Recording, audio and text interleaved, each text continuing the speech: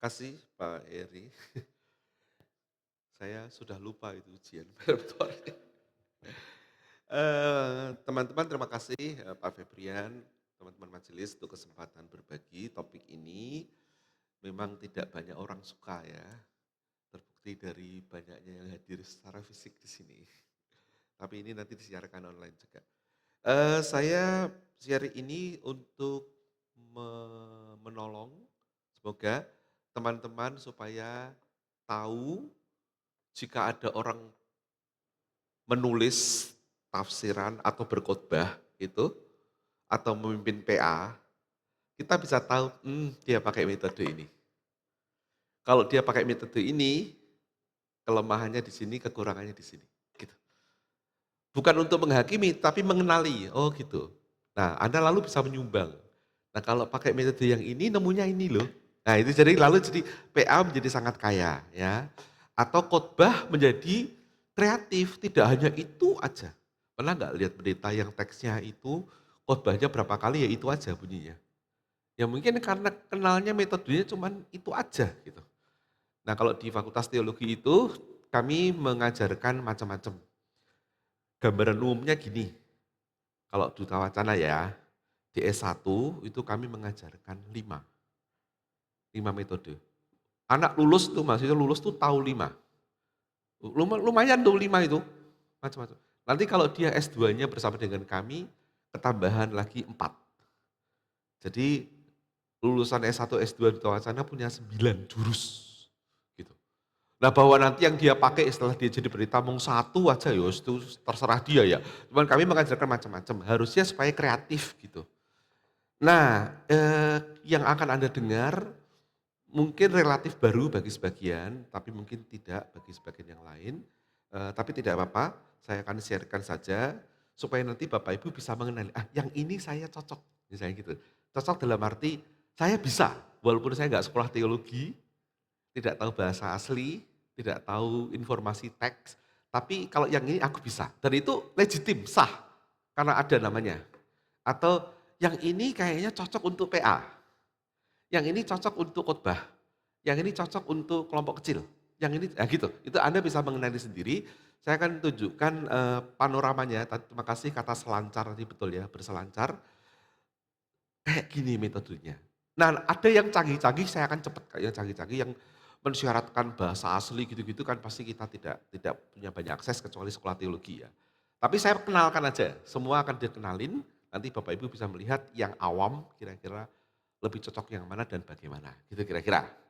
Tapi sebelum itu kita harus bicara yang dasar dulu, supaya tidak melenceng diskusinya mengenai tafsir Alkitab. Saya siapkan bahan nanti boleh bisa dibawa ya. Ini tujuannya ya, jadi supaya dapat memahami prinsip-prinsip dasar hermeneutik itu tafsir bahasa Yunaninya, supaya mengenal variannya tadi ya, supaya juga memiliki perspektif yang terbuka terhadap penafsiran Alkitab. Karena gini yang saya prihatin tuh, kalau orang dengar tafsiran lain yang tidak cocok sama dia, ada yang bilang sesat gitu. Nah belum tentu, itu beda aja. Baru kita bilang salah kalau dia tidak menggunakan metode tertentu seperti metode itu dijalankan. Itu baru salah. Tapi kalau misalnya saya mau ke Jakarta, hari kemarin saya naik kereta, besok pulang bersama Pak Agus, diantar ke Halim ya rencananya Pak. Itu naik pesawat. Anda bisa tidak nyalain metode saya naik kereta? Sebagai yang kurang cepat daripada pesawat. Ya tidak bisa. Kalau kurang cepatnya iya, tetapi kenapa saya milih naik kereta? Pasti saya punya alasan. Gitu. Jadi nggak bisa, kamu kok kereta, berarti kamu tidak bagus. Loh nanti dulu kenapa saya naik kereta pada Jumat malam? Kenapa pulangnya saya minta naik pesawat pada Minggu siang? Itu pasti ada alasannya, gitu. Jadi jangan buru-buru bilang sesat. Kita tanya dulu, kenapa itu? Bahwa kalau misalnya keretanya, misalnya kita saya naiki itu ternyata kacau masinisnya, atau mesinnya, atau bahan bakarnya. Nah kita bisa bilang keretanya rusak, boleh bilang gitu. Tetapi per kereta itu sendiri gitu ya. Jadi ini untuk melatih kita terbuka, kalau ada pendapat berbeda-beda. Nah, karena pekerjaan saya itu di dunia teologi kayak gini, saya sering mendengar itu orang-orang yang stres karena diskusinya nggak jalan gara-gara dikunci di kata sesat gitu. Seperti diskusi dengan tokoh yang suka di TV itu dulu dia bilang otakmu dungu gitu, kita sudah marah dulu, sudah repot ini, didungu-dungukan gitu. Ini bukan begitu, kita mau lihat apa toh metodenya.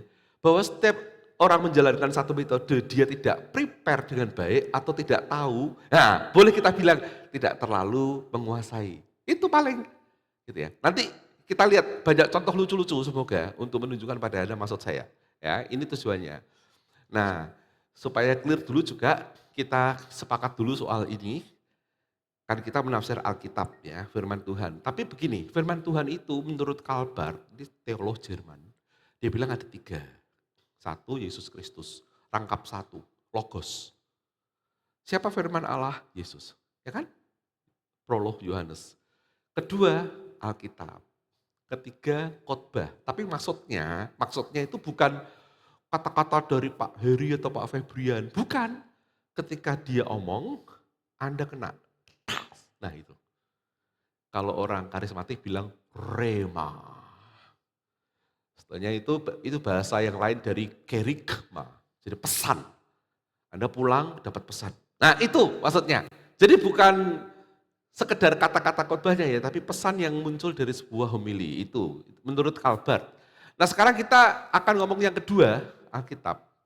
Ada banyak definisi, saya mau pakai yang paling relatif bisa diterima oleh banyak orang, karena orang tuh kadang diskusi begini, apakah Alkitab adalah firman Allah atau sebagai, atau mengandung, itu kan rame kan, GKMI ribut begituan zamannya Pak Charles dulu. Adalah, sebagai, merupakan. Kita lewat itu ya, kita omong aja begini, the word of God in the word of man. Artinya yang menuliskan manusia, tapi di dalamnya kita bertemu dengan sabda Allah. Tolong tidak usah diributin lagi istilah ini. Nah yang kita omongin definisi ini, Alkitab sebagai the word of God in the word of man. Nah oleh karena itu saya ajukan pertanyaan ini dulu, ini sudah pernah diajukan di pembekalan pendeta, masih ingat ya Pak Iri? Atau belum yang ini? Belum ya? Oke, coba saya tanya Bapak Ibu, jawabnya jujur ya. Kalau Anda menafsir Alkitab, baik klergi kayak Pak Pendeta, dua, atau awam yang sekolah teologi, ini Mbak Natasha ini kan awam bukan pendeta tapi sekolahnya teologi. Konon suaminya juga mau jadi penginjil setelah emeritus pensiun nanti atau apalah gitu. Ya toh, Pak Roni.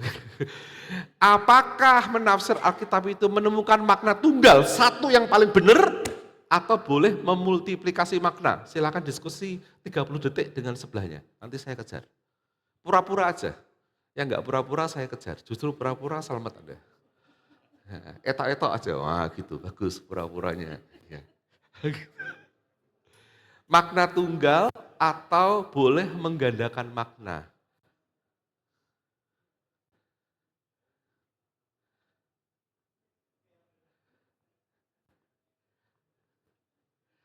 Nah, oke, cukup pura-puranya, kita cek ya. Piye Bu Deborah Prabu?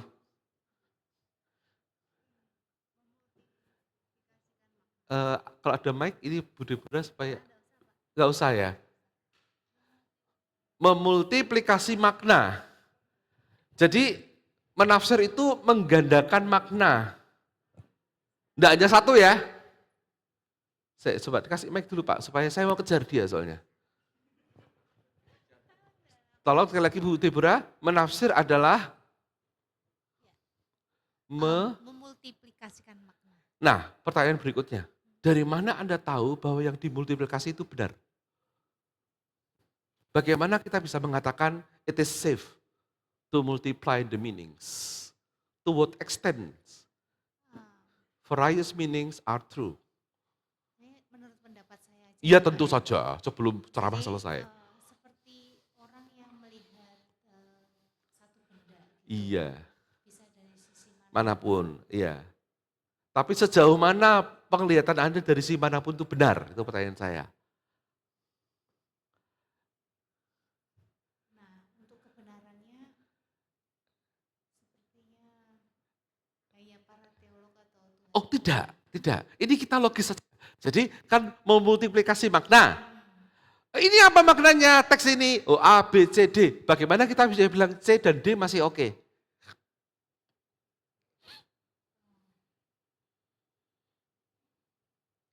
Itu mungkin jadi bukan hanya mengacu di satu ayat itu atau satu perikop itu, mungkin ada keterkaitan dengan kitab-kitab yang lain. Nah itu metode sudah ngomong. Enggak, kita jangan ngomong metodenya dulu. Tapi kalau memultiplikasi makna, kalau makna yang jawabannya makna tunggal. Ya udah, berarti kalau enggak ini berarti salah. Kalau memultiplikasi makna kan banyak. Nah saya kejar, bagaimana kita bisa memberi kriteria bahwa yang banyak itu sama-sama true. Ya, oke, makasih Bu Deborah, saya cari korban lain. Anda pilih teman deh. Oh Pak Agus Ramadi. Ya, itu Pak. Kalau saya pada dasarnya tunggal. Oh tunggal? Tunggal. Tapi dalam prakteknya multitafsir. Oh ini membingungkan. Membingungkan. Karena begini, contoh ya. Ya kalau contoh. orang mau nyari definisinya gajah kayak apa. Iya. Yang dicari kan gajahnya Pak. Gitu. Tapi karena orangnya itu mikirnya beda-beda. Heeh. Buntutnya itu kan definisinya bisa beda. Oh Tapi gitu. pada dasarnya yang dicari itu satu dulu. Gitu. Tapi dalam prakteknya berhubung dia ini latar belakangnya ABCD. Nah kita bisa pahami bisa multiplikasi. Bisa Oh berbeda. gitu. Oke, sekarang saya coba langsung ya. Silakan buka Kejadian 1. Saya paling seneng nih ngerjain gini nih. Kejadian 1 ayat 26 atau 27 itu Fit. Yang kalimatnya marilah kita menjadikan manusia segambar dan serupa dengan kita itu loh. 26 ya, Yosua hafal. Tolong Pak Agus Rahmadi dibaca baik-baik ayatnya. Berfirmanlah Allah, gitu. Mari Pak Agus. Berfirmanlah Allah, baiklah kita menjadikan manusia bergambar dan rupa kita supaya Iya. mereka berkuasa atas ikan-ikan di laut. Oke, sudah cukup. Siapa kita itu? Tuhan. Loh, piye toh Pak? Berfirmanlah Allah. Berfirmanlah Allah, Baiklah kita. Lah iya. bergambar dan Iya. rupa kita Allah. Ya, kok kita? Kok kita? Kita tuh jamak kan Pak? Jamak. Siapa itu? Itu di sini Allah. Allahnya jamak? Allahnya memang jamak. Oh. Tuhan. Kok bisa Allah jamak? Coba jelaskan. Karena kita. Loh, Pak jangan muter gitu. Berkatalah Allah, marilah kita. Kita itu siapa? Ya Allah, berarti Allahnya jamak. Anda setuju? Setuju. Oh ya. Ya, karena dalam hal ini kita kan tahu ada Allah Bapa, Allah Putra, Allah Kudus. Berarti Anda bilang Tritunggal. Iya. Ntar, saya kunci dulu ya. Jadi menurut Pak Agus Rahmadi, kata kita di situ adalah Allah Tritunggal. Itu makna yang benar menurut Anda? Sejauh ini ya betul gitu. Anda kan bilang satu kan? Harus satu kan? Allah Tritunggal ya? Sekarang saya tanya, yang nulis itu Kristen? Yang nulis Alkitab Kejadian 1 itu orang Kristen? GKMI? Loh, Kristen bukan? Nah iya, konsep Tritunggal itu kan setelah kekristenan Pak. Yang nulis itu Kristen Pak. Aku tak tanya, jawab apa? Kristen bukan? Loh, kok sulit sekali menjawabnya? Yang nulis iya, bukan orang Kristen. Bagaimana bisa Anda mengatakan itu Allah Tritunggal? Ngerti maksud saya? Bahwa kita mengatakan itu Allah Tritunggal boleh tidak? Boleh dengan catatan, cara tafsir Kristen. Kalau tidak pakai cara tafsir Kristen, belum tentu jawabannya Allah Tritunggal. Penulis aslinya yang bukan Kristen pasti tidak memaksudkan sebagai Allah Tritunggal. Itu Anda sebagai orang Kristen membaca teks tulisan dia yang asli bukan Allah Tritunggal. Karena Anda orang Kristen, Anda membaca Allah Tritunggal. Betul? Berarti ada dua makna dong. Katanya satu tadi. Ayo, betul gak sih? Ayo gimana coba? Bener gak? Artinya kita harus membuka kemungkinan adanya cara tafsir lain pemaknaannya. Kalau hanya satu repot. Mau contoh yang lain? Saya beri contoh yang lain. Mennonite banget nih. Ini kita GKMI, teman-teman yang di sini semoga betul Anda GKMI. Yang mendengarkan rekaman ini nanti juga disebarkan di lingkungan GKMI ya Pak Febrian. Ayat yang sangat digemari orang Mennonite adalah Markus 16 ayat 16. Silakan dibuka. Anda kalau sampai nggak tahu ayat ini, kemenonitan Anda saya ragukan. Markus 16 ayat 16. Tolong saudara David Kristianto, ini teman lama di Salatiga. Semakin gemuk dia di Jakarta ini. Tolong baca Fit. Markus 16 ayat 16. Markus 16 ayat 16. Mm-mm. Siapa yang percaya dan dibaptis Mm-mm. akan diselamatkan. Iya. Tetapi siapa yang tidak percaya akan dihukum. Nah, saya berkali-kali mencek ayat ini dalam pembinaan hermeneutik semacam ini. Di Zoom, di konferensi seminar, di konferensi, di kelas. Saya cek berkali-kali karena mau membuktikan satu tesis.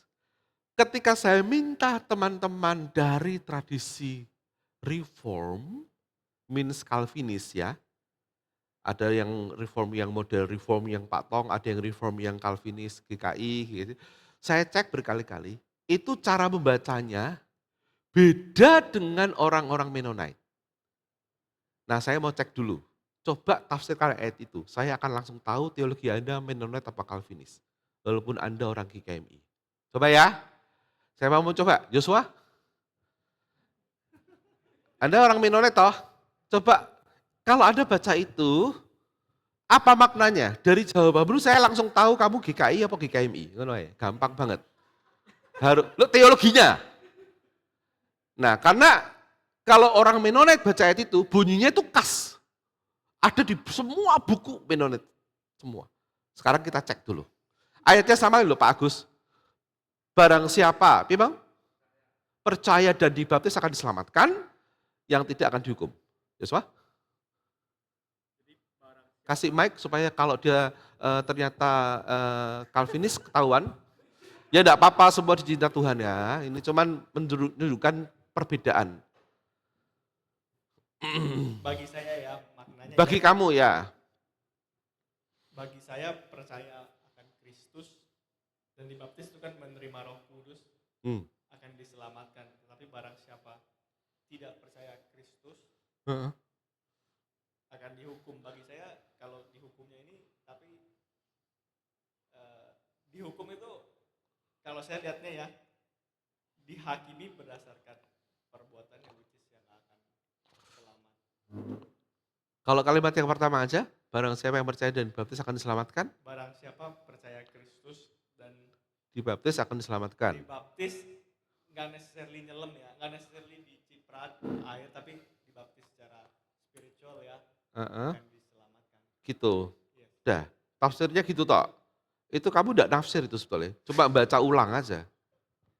Ya kan? Kamu Iya. cuma baca ulang, menafsir itu enggak begitu. Kalau menafsir baca ulang gak usah sekolah teologi rek.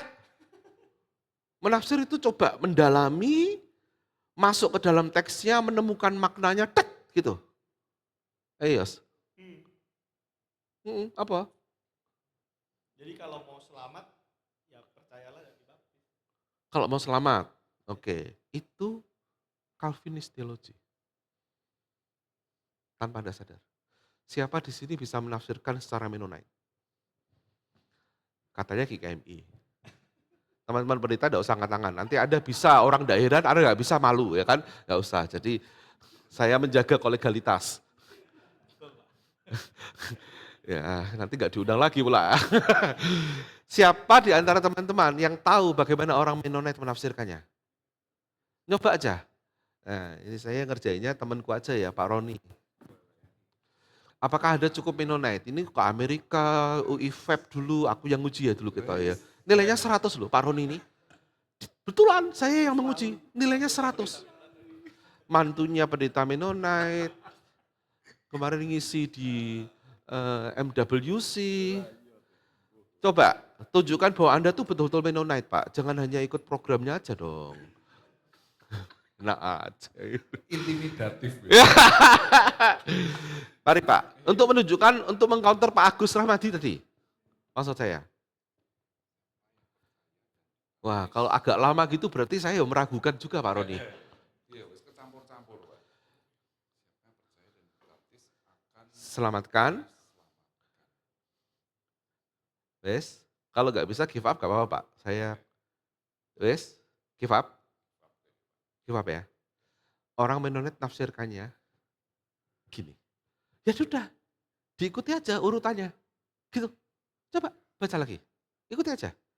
Barang siapa percaya dan nah, jadi loh itu iku bahasa Indonesia loh.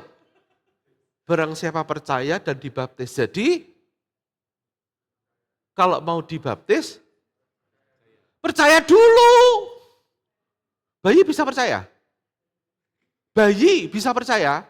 Ya iya, makanya jangan baptis bayi. Mudeng? Ini adalah believers baptism. Jadi kalau Anda mau dibaptis, Anda harus percaya. Itulah yang dipakai orang-orang Mennonite untuk menolak baptisan bayi. Di abad 16 dulu di Swiss maupun sampai sekarang. Teman-teman Calvinis lain bacanya. Itu paket. Ya orang yang percaya dibaptis gitu toh aja. Sebagai sebuah paket. Percaya, baptis, diselamatkan. Kalau kita bukan paketnya, urutan. Percaya dulu baru baptis.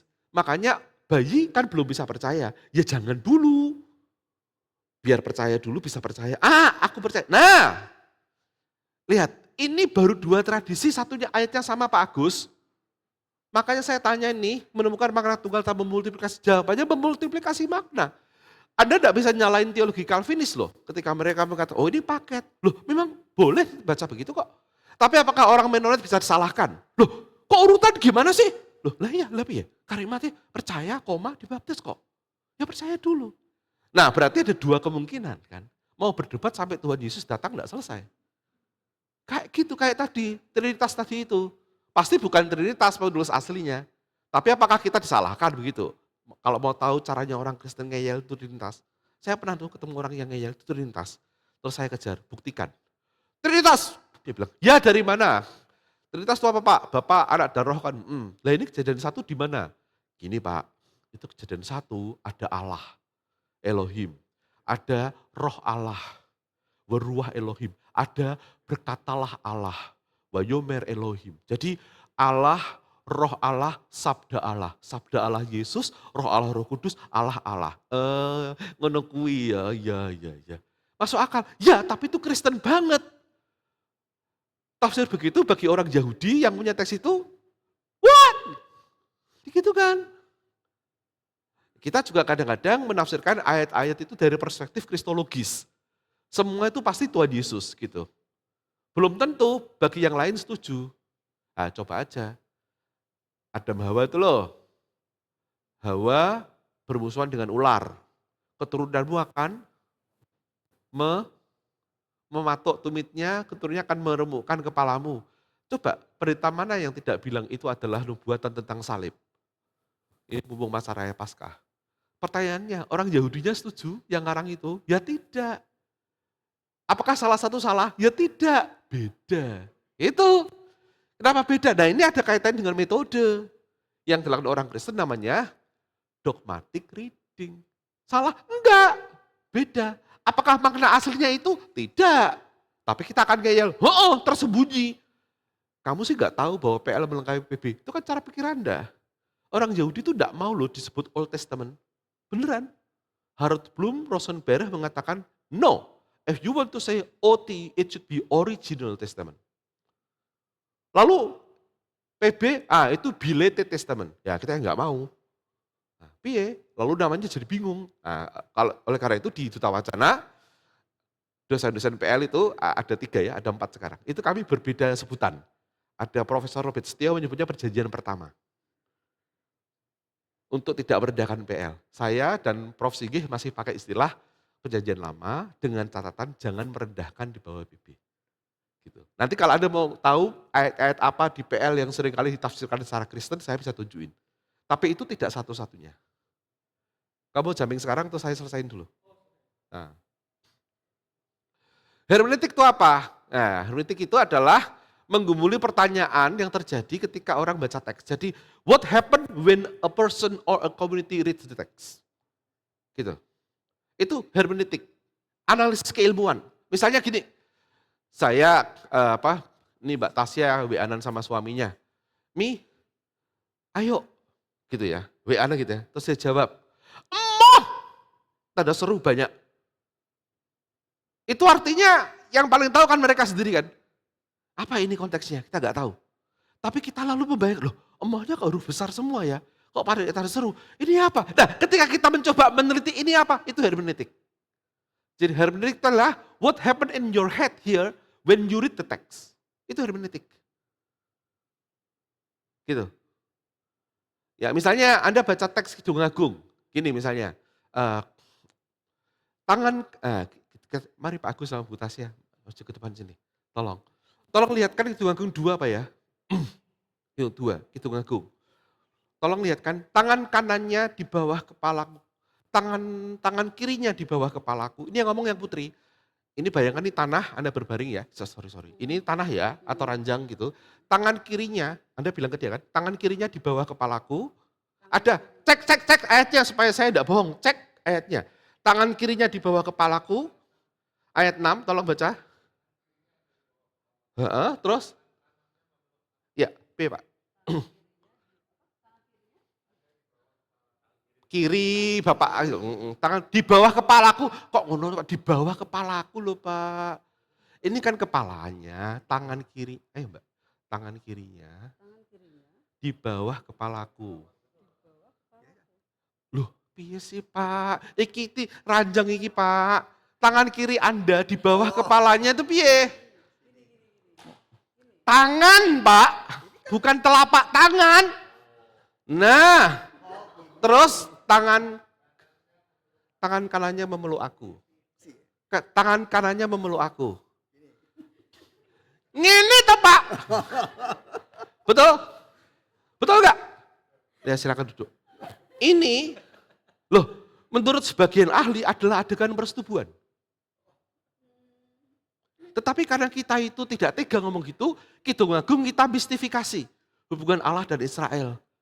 Lalu dikristenkan hubungan Yesus dan gereja. Karena gereja adalah pengantin. Lompat ke ayat yang lain, pengantin Kristus ngono. Padahal itu bisa ditafsirkan juga adalah adegan romantis sekali. Tangan kirinya di bawah kepalaku, tangan kanannya memeluk aku. Tapi kita nggak sampai gitu. Nggak tega, terus kita membuatnya menjadi rohani. Kidung Agung itu kan gitu. Perutmu bagikan timbunan gandum. Ya, lehermu menara di Hesibon. Gigimu putih seperti domba baru keluar dari pembasuhan. Caranya merayu jadul banget gitu. Perutmu timbunan gandum, pusarmu lubang cawan berpusar, dikelilingi bunga-bunga bakung. Apa itu? Perutmu timbunan gandum, rodok beleduk sitik, cawarmu berlubang, bulet ser, dikelilingi bunga-bunga bakung. Apa yang mengelilingi? Anda kalau fantasi bisa. Tapi kan Anda nggak sampai. Nggak berani Pak Febrian khotbah itu pengantin. Khotbah pengantin paling ini, hitam engkau tapi cantik. Ngono paling, atau air yang banyak tak dapat menghanyutkan cinta. Yang bagian begini, kuatkanlah aku dengan panganan kismis. Itu kolesom, Viagra. Nggak berani pengkhotbah tuh, delok-delok. Paling terus, ini antara Yesus dan gereja, ngono. Boleh enggak? Loh boleh tapi ngaku, tafsir Kristen. Maksud saya, ketika Anda, loh saya kok terganggu ya? Kok ini ternyata romantis dan erotis? Masa sih? Terus Anda mencoba meneliti teksnya, loh kok gitu? Nah itu hermeneutik tuh, what happened in you. Ya, dan itu sekarang dibuat ilmunya. Nah, oke, kira-kira gitu ya. Jika demikian, kalau yang membaca itu adalah ilmuwan, yang punya bahasa asli, yang punya arkeologi, membaca teks Alkitab beda dengan kita yang biasa, yang tidak tahu bahasa asli. Bahasa Ibrani kita tuh paling kan shalom tuh andalanmu. Shalom ngono tok toh. Haleluya, amin. Ya toh? Ketambahan sedikit Elroy, ruang di atas tuh. Ruang Elroy, tak uber El tuh peroy apa, mungkin Anda tidak bisa jawab. Ya kan? Gitu toh, kita tuh kan gaya-gayaan. Mana shalomnya? Coba saya kejar. Tuliskan shalom. Oke, cara nulis. Itu langsung kita ketahuan kok, wong itu iso nulis apa ora. Shalom itu apa dimensinya? Pokoknya kita shalom aja. Boleh, tapi kalau orang itu ahli bahasa Ibrani, begitu kata shalom, dia bisa macam-macam. Nah, apakah lalu kita katakan harus seperti dia? Orang awam tidak boleh toh. Padahal Alkitab juga kita baca. Kan boleh, tapi cara membacanya berbeda. Itu loh, makanya ada hermeneutik awam namanya. Makanya jangan ngomong sesat-sesatan sekarang itu. Beda gitu aja. Agak lain kayak film itu. Agak lain kau, agak lain bapakmu. Lain aja gitu loh. Nah, bahwa nanti salah benarnya apakah dia bisa menjalankan sesuatu secara proper. Itu baru. Piano enggak bisa Anda bandingkan dengan organ. Lain. Tapi kalau Anda main piano dengan gaya organ pasti beletot. Enggak bisa, ini bukan bass kalau piano, ini sustain. Gitu ya. Jadi kalau yang membaca Alkitab adalah orang Afrika, orang Eropa, orang Indonesia, bisa lain-lain. Saya beri contoh. Ini penemuan dari Gerrit Singgih, Kain Habil. Saya beri contoh ya. Silakan buka Alkitabnya. Tapi ini memang mengharuskan bisa bahasa Ibrani. Tapi nggak apa-apa, saya beri contoh aja supaya Anda tahu maksudku. Ketika Kain ditolak persembahannya, ya kan, tanpa sebab, tidak ada sebab itu di situ. Anda kalau mencari sebabnya itu di surat Ibrani, baru ketahuan sebabnya bahwa Kain Habil memberikan lebih baik. Tapi kan setelah sekian abad setelah teksnya, dalam ceritanya sendiri itu tidak ada sebab memang. Jadi unexplainable gitu. Tapi dia marah kan, kemudian wajahnya, apa itu kalimatnya? Maka wajah Kain menjadi muram, bagaimana kalau Anda Alkitab bacaannya? Kain menjadi panas mukanya, muram. Lalu Tuhan berkata apa ya? Apakah kamu tidak akan berseri jika kamu berbuat baik? Gitu kan? Jadi semua ahli ini di barat yang diteliti Gerrit Singgih, juga saya teliti karena ini adalah skripsi saya ingat betul. Itu semua mengatakan kemarahan mengubah wajah. Jadi wajahnya muram tuh besengut gitu loh. Kayak kalau kita lagi marah keperempeng gitu, merah, cemberut gitu, karena nggak terima gitu. Kenapa persembahanku ditolak, adikku diterima tanpa alasan yang jelas dalam teks. Kita bisa cari alasan di teks-teks yang lain, tapi di teks itu sendiri tidak jelas. Nah, orang kalau marah lalu diingatkan, jangan mengapa wajahmu marah, gitu. Ingat, roh jahat mengintip di depan pintu, gitu kan? Ia sangat menguasai engkau. Anda tahu enggak? Gerrit Singgih itu meneliti bahasa aslinya, dan itu benar. Kata wajahmu muram itu wayipalu panau. Wayipalu panau itu dari kata wa itu dan, yipal itu nafal, jatuh, panau itu wajah. Jadi wajahnya jatuh. Maksudnya apa? Hilang muka.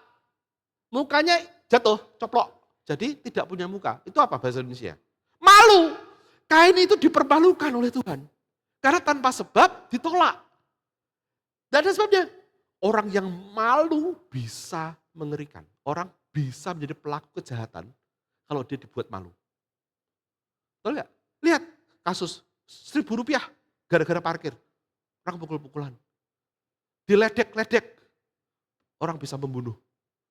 Kasus-kasus penjaga rumah yang lalu membunuh yang punya rumah ini, dokter di daerah mana itu, karena dipermalukan.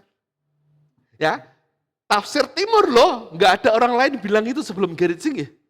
Semua mengatakan marah sekali. Tapi kata Ibraninya itu wayipalu panau, wajahmu jatuh, wajah jatuh hilang muka.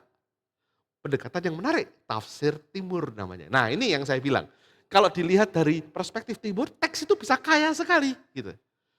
Jadi bisa membuat kita tuh bernuansa melihat teksnya. Nah, oke, teks itu apa? Nah, ini masalahnya. Satu, kesepakatan. Ya. pertama itu adalah kesepakatan. Kalau kita menulis dari kanan ke kiri, kita menulis kiri, itu kesepakatan. Karena orang Arab dan Ibrani nulis dari kanan. A begini, itu kesepakatan. Gitu. Karena Yunani kan begini. Loh, lain. Ibrani A lain lagi tuh. Gini. Itu gak ada bunyinya dikasih tek gitu. Kesepakatan. Misalnya Anda WA sama orang hurufnya kecil-kecil, ya small, tiba-tiba ada caps lock, gede, tek. Itu tandanya apa? Ayo bangun. Jangan malas. Berarti Anda mau mengatakan, menekankan pada jangan malas kan? Itu kan kita sama-sama tahu. Oh, mami marah sama saya. Jangannya sampai dibesarin, di bold pula. Habis bold di underline pula gitu. Coba Anda nulis pesan gitu ke mahasiswa, kan stres mereka. Segera ketemu dekan. Tidak lebih dari jam 12 hari ini. Wah, itu seruntul mahasiswa. Karena ngerti maksudnya, itu kesepakatan. Tanda seru berarti apa? Tanda tanya berarti apa? Itu teks, ya. Kita sepakat. Emoticon juga. Misalnya kita bilang ke dia, sialan lu, gitu. Emoticonnya itu orang marah, sama sialan lu, emoticonnya orang ketawa. Lain. Yang satu betul-betul marah, satu lucu-lucuan. Nah, itu kesepakatan, itu namanya teks, ya.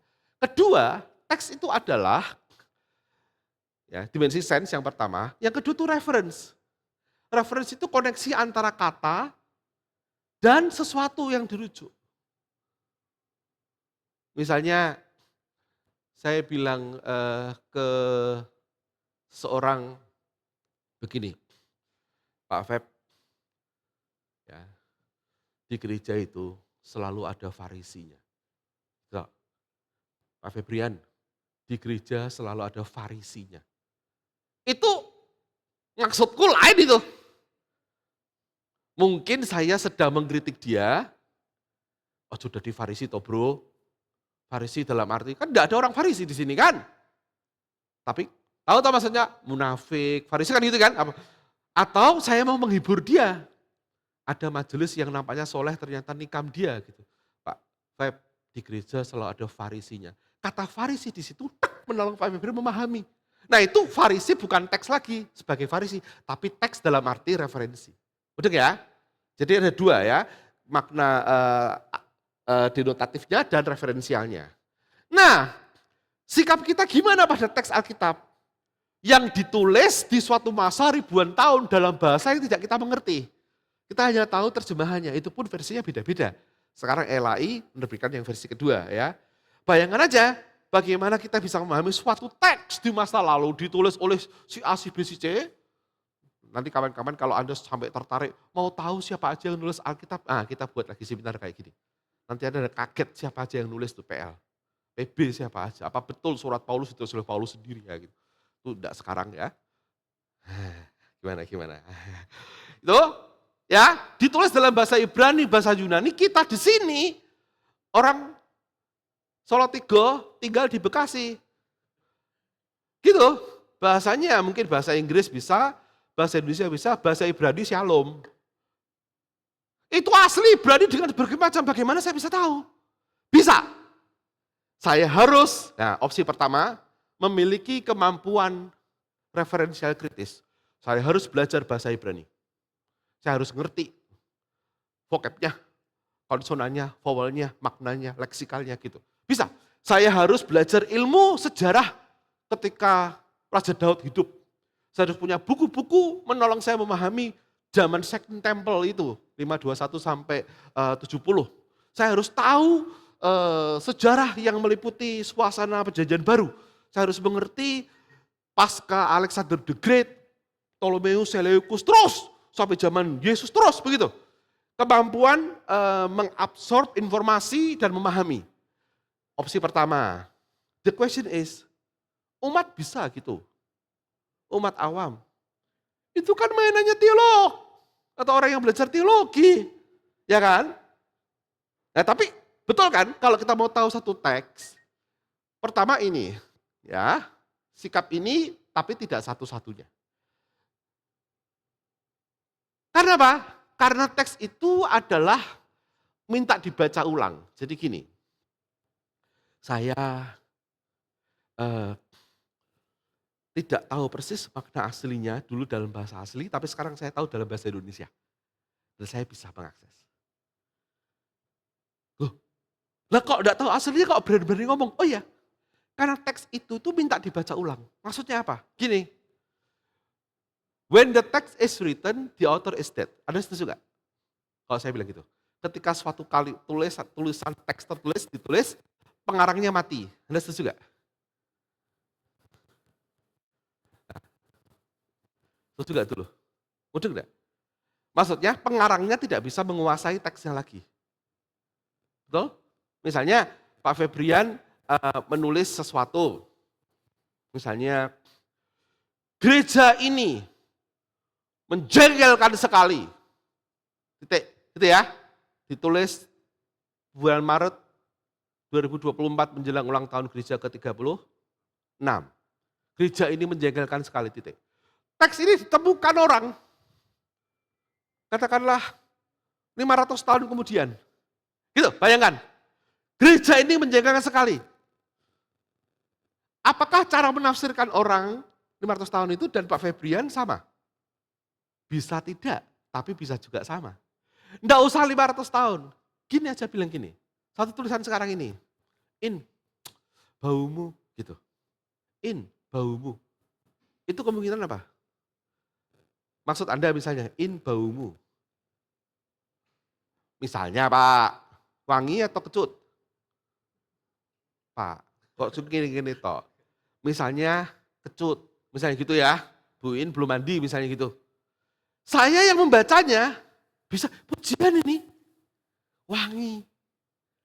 Bu In datang sini, duduk saya di sini mabreng kok. Wangi, in baumu. Loh, yang betul wangi atau kecut? Teksnya nggak bisa Anda kuasai. Kalau Pak Feb bilang, maksud saya kecut. Wong in baumu. Loh, baumu tuh bisa kecut, bisa wangi saya bilang. Sebagai pembaca teks Anda. Loh, tapi kan maksudnya kan saya yang paling tahu. Ya, tetapi teks itu bebas dari Anda. Kecuali dia bilang, baumu kecut. Selesai. Baumu gitu aja kok. Selama Anda hidup, Anda bisa membela diri. Maksudmu apa? Saya bisa tanya. Tapi kalau Anda mati, udah mati. Wong Anda hidup aja, Anda tidak bisa mempertahankan kesahihan satu tafsir. Apalagi Anda mati dibaca orang 500 tahun yang akan datang. Bagaimana? Ngerti ya? Ini yang dimaksudkan when the text is written, the author is dead. Itu sebab kalau kita baca WA, surat, itu kadang salah paham. Karena interpretasi. Misalnya gini, lah wong dia memang orang 02 kok. Nah, apa ini? Dia orang 02 kok. Apa maksud orang 02 di sini? Opsi pertama. Hah? Orang kedua. Kedua Prabowo Gibran. Apalagi? Kalau toh Prabowo Gibran, dia emang orang 02 kok. Itu maksudnya pro atau kontra dengan saya? Loh bisa pro, bisa kontra kan? Gitu loh. Jadi kalau kalian ada hanya, wong dia orang 02 kok, titik. Itu macam-macam. Anda harus menempatkan pada konteks aslinya sebisa mungkin. Masalahnya, orang bisa berargumentasi sehingga bahkan maksud asli Anda pun dipertanyakan. Ngerti ya? Nah sekarang saya mengerti bagaimana baca teologi. 4 tahun S1 itu begini kopiar loh mereka. Kalau diajari yang beginian. Nah, kadang-kadang mereka hanya diajari satu jenis itu masalahnya. Sehingga jadinya adalah apologet yang keras. Gitu ada tafsir yang lain, sesat gitu. Nah kalau di yang mau kita buat itu adalah ragamnya. Anda nanti lihat macam-macam mana yang paling cocok untuk Anda ya. Oke, nah lalu pertanyaannya, sekalian Maher ini orang Jerman, kalau begitu bagaimana dengan pembacaan Alkitab? Kalau Alkitab ditulis di sini, PL itu ditulisnya sama di kanonnya itu beda loh saudara. Dituliskannya macam-macam lalu ditetapkan jadi kanon tahun 90. Kanon 90. PB itu ditulisnya sebagian besar sebelum tahun 110 kecuali Yohanes. Ya. Di kanonnya tahun 300. Sini, di kanonnya klok, kunci di sini. Kita sekarang 2024.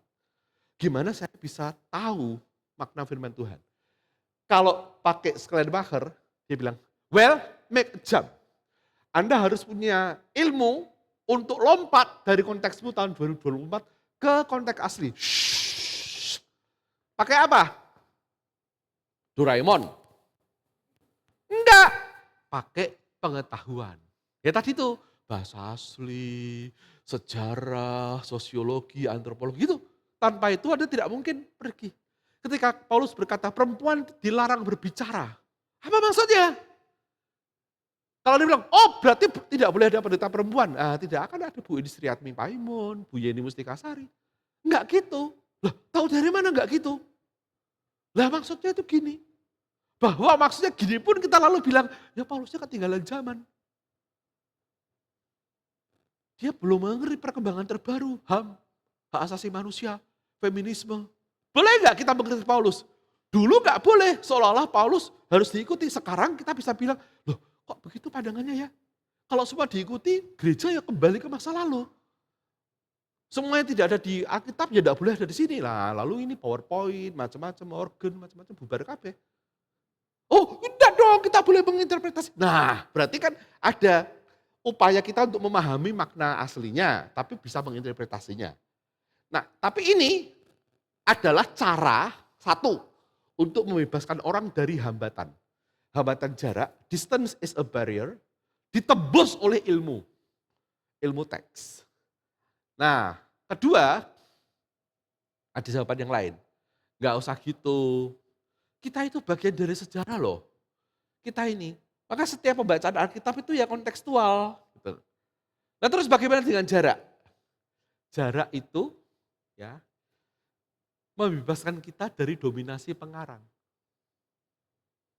Kenapa? Loh, nyatanya itu memang sudah terjadi distansiasi. Tadi orang nulis tadi, when the author the text is written, the author is dead. Itu nyatanya kan? Nih. Gerak pertama, distansiasi itu penjaraan. Pak Agus nulis, set, begitu Pak Agus nulis sesuatu, laptop, dan momen tulisan itu jadi, dibaca orang lain, Pak Agus tidak bisa memonopoli tafsir tulisnya.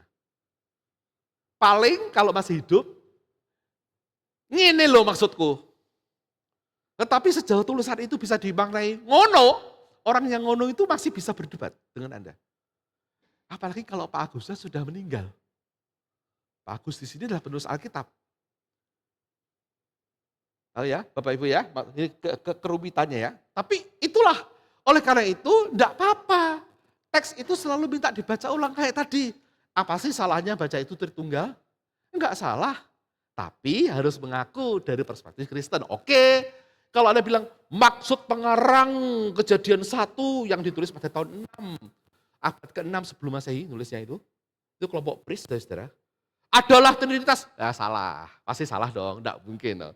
Abad ke-6 sebelum Masehi belum ada Trinitas toh, saudara. Tapi saya orang Kristen memaknainya Trinitas, Bapak boleh, ya boleh tapi ngaku Kristen bacaanmu gitu loh.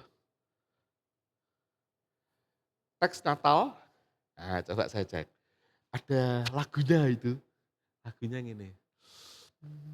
Penasehat ajaib, Allah yang perkasa. Namanya akan disebut orang Immanuel. Sopo sih kuwi? Coba tak takoni. Yesaya kan itu. Ketika Nabi Yesaya menulis seorang anak telah lahir untuk kita. Namanya itu siapa? Siapa?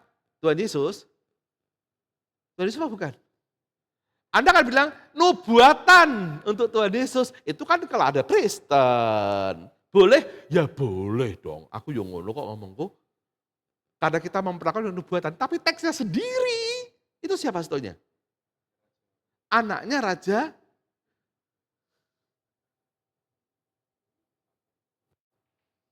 Anak Raja.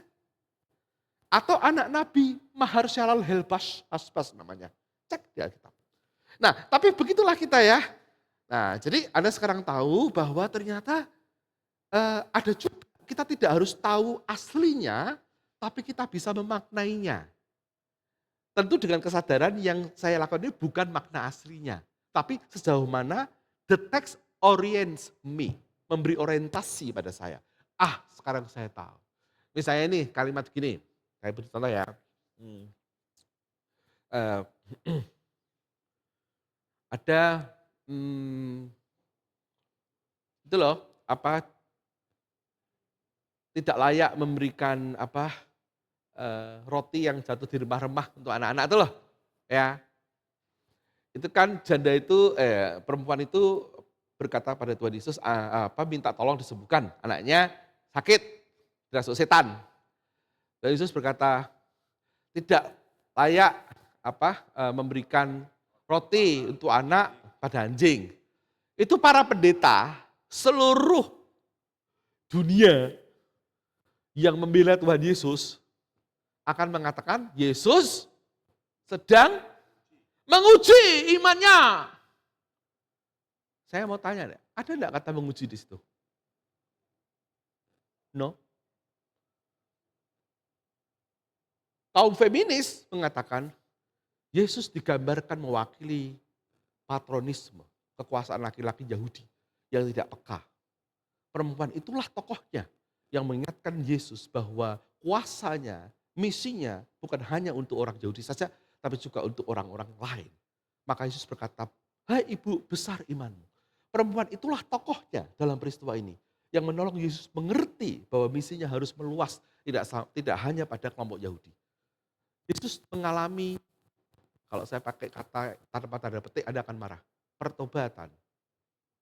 Pasti marah kan Anda? Saya akan bilang kata tanda petik. Maksudnya metanoia. Metanoia itu perubahan pikiran. Anda selalu pertobatan, selalu moral kan pikiran. Enggak. Perubahan pikiran itu juga metanoia. Yesus mengalami metanoia. Oh ternyata iya untuk orang-orang lain. Ini para pendeta, mungkin Anda marah dengar gini.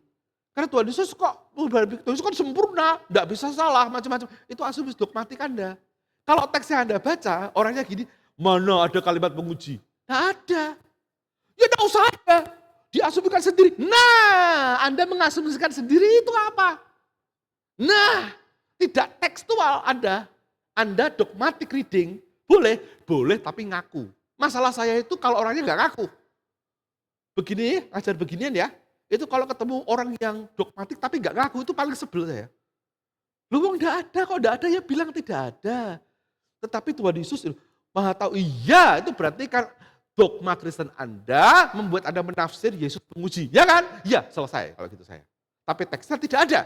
Kalau teksnya tidak ada, orang bisa punya kemungkinan lain. Yesusnya agak tidak terlalu memperdulikan. Itu bisa juga orang nafsir begitu. Maka ilmu tafsir itu ada banyak. Tadi kan saya bilang, DS15, DS24. Apa aja? Kita tunjukin itu lagi. Atau Anda mau langsung lihat? Mau langsung lihat ya?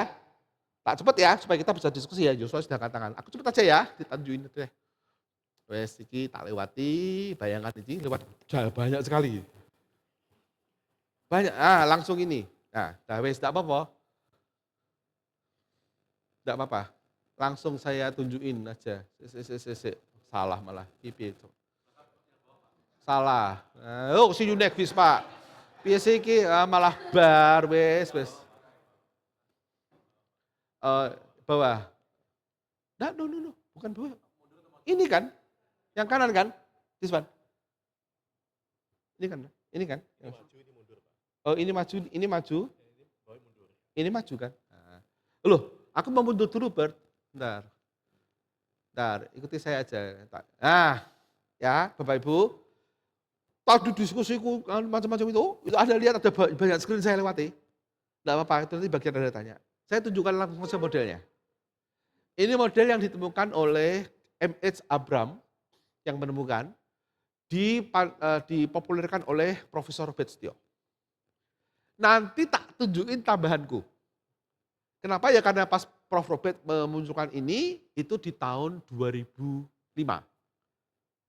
Nah, dalam penelusuran belajar hermeneutik macam-macam, ternyata berkembang. Nah, itu yang saudara Albert ikut, nanti Anda lihat, ada kalau mau tahu tesisnya Albert apa, boleh. Ini yang pertama ya, gini. Ada matriks, kalau ini ya, oh nggak bisa. Oh sorry. Yang saya perlu kesana apa nggak usah ya? Bisa ya. Ini saudara, jadi semua itu tergantung dari pertanyaan di kiri.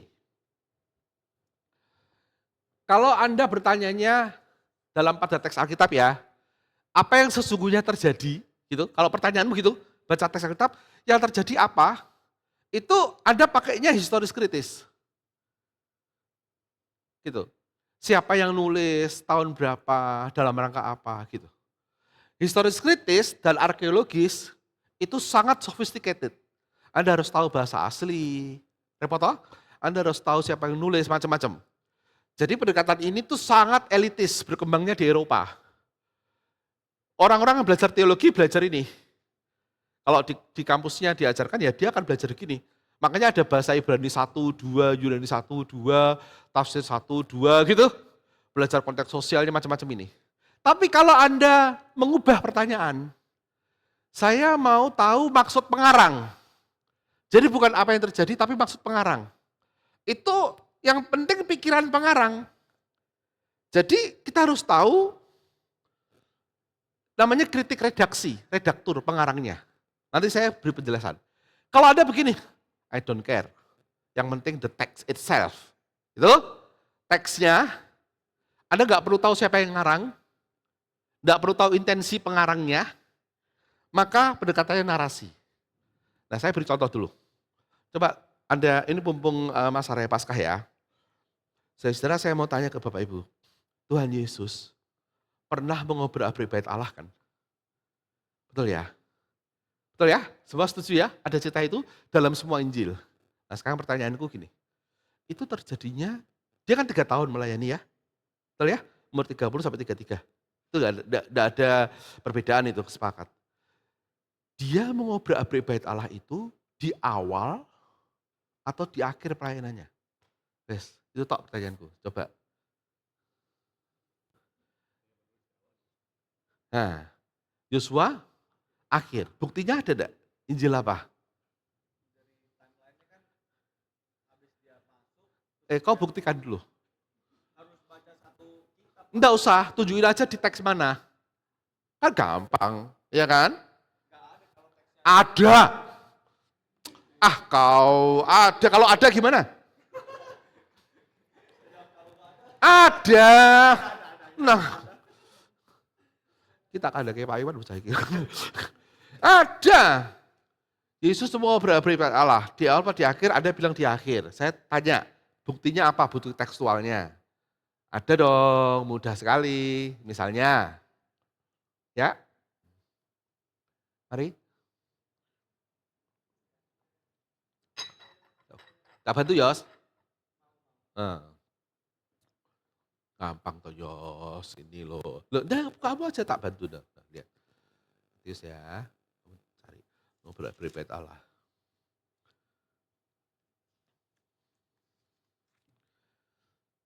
Daerah sini. Saya cari dulu.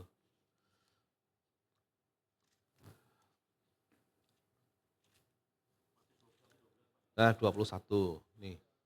Dielulukan menunjukkan bait Allah, ya. Matius 21. Berarti bagian akhir kan?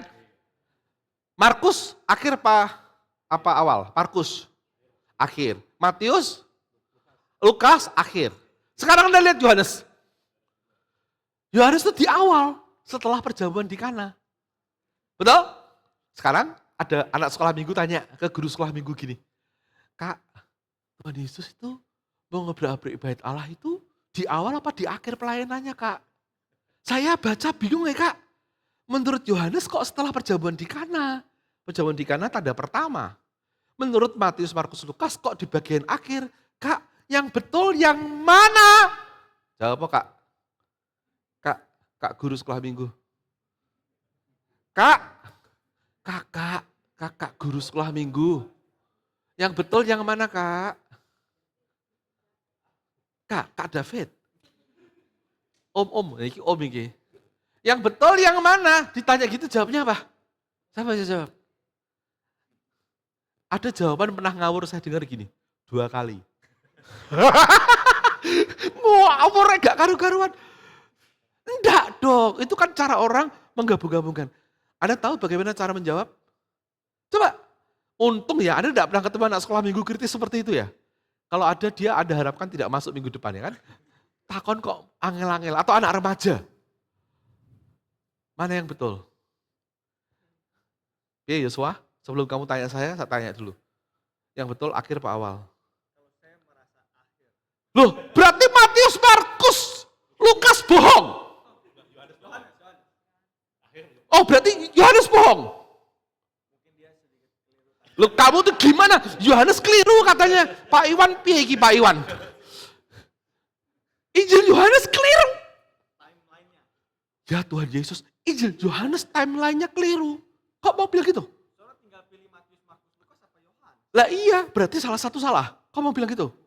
Lah ya gimana? Nah, bukan begitu, oke. Lumayan kamu kalau bilang bukan begitu. Kalau kau bilang Yohanes salah, tak kejar kamu. Katanya firman Tuhan. Oh no. Siapa bisa jawab? Pak Roni? Iya Pak, sekolah teologi itu Pak, dari dulu harusnya kayak gini Pak. Ini ilmu teks, ini semester 1 loh sister. Serius. Supaya dari awal tuh tahu. Ternyata jawabannya adalah, lah ya jawabannya di awal apa di akhir? Loh, kau jangan gitu dulu, di awal apa di akhir dulu? Loh kok enggak usah menentukan, ya jangan gitu dong jawabannya. Jangan enggak usah menentukan, jawabannya adalah, loh, kan harus menentukan, wong mereka menentukan Yohanes awal yang lain akhir gitu kok. Anda enggak menentukan gimana? Lah iya, yang betul yang mana?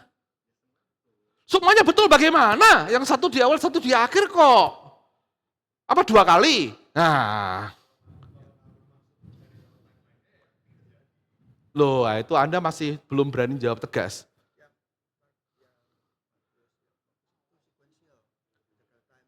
Yang betul yang mana dulu Pak? Iya, yang betul yang mana? Saya kejar. Oke. Enggak. Gini. Kalau Anda tanya kapan terjadinya, jawabannya adalah nobody knows. Tidak ada yang tahu. Tapi bahwa itu terjadi. Oke, kalimat Anda kurang satu tuh. Kita tidak tahu. Tetapi yang kita tahu itu sungguh terjadi. Ya.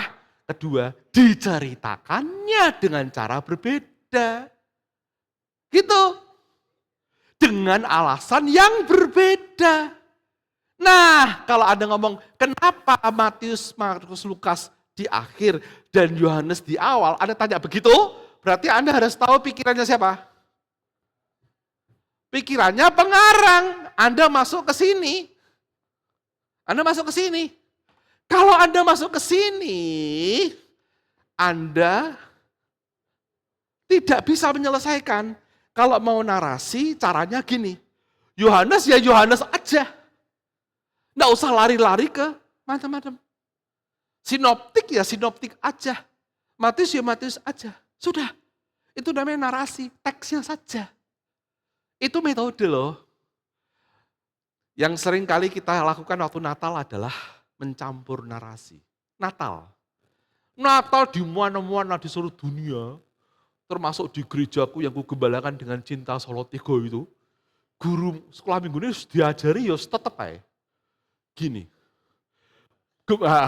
Maria Yusuf, malaikat, jangan takut, karena Bethlehem Efrata, gembala datang.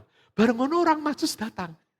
Orang Majus ketemu gembala. Saya mau tanya, di mana di Alkitab ada bertemulah gembala dan orang Majus? Enggak ada. Gembala itu versi Lukas. Orang Majus versi Matius. Di orang Majus tidak ada kandang. Yesusnya di rumah. Tapi tidak asik. Kita campur. Nah kalau masih gitu masih oke. Sekarang kamu bisa enggak nyampur peristiwa bait Allah disucikan? Pusing kita. Nah itu makanya bagaimana cara menjawab ini? Bisa metode. Kalau oke, saya bisa menjawab pakai metode kritik redaksi. Mengapa Yohanes menempatkan di awal dan mengapa yang lain di akhir? Karena tekanan teologisnya berbeda. Sebetul-betulnya kapan? Enggak tahu. Betul kan? Yang tahu itu sungguh terjadi. Yang kita tahu diceritakannya berbeda urutan. Selesai. Ilmiah itu. Tapi kalau 2 kali ya semakin tidak ilmiah Anda. Atau pakailah narasi teksnya sendiri. Ya. Nah, sekarang kalau Anda mau begini, apa yang kita pahami? Kita mau gitu ya. Jadi bukan teksnya tapi apa kita pahami. Pakailah pendekatan read respond. Itu orang kumpul, PA nih.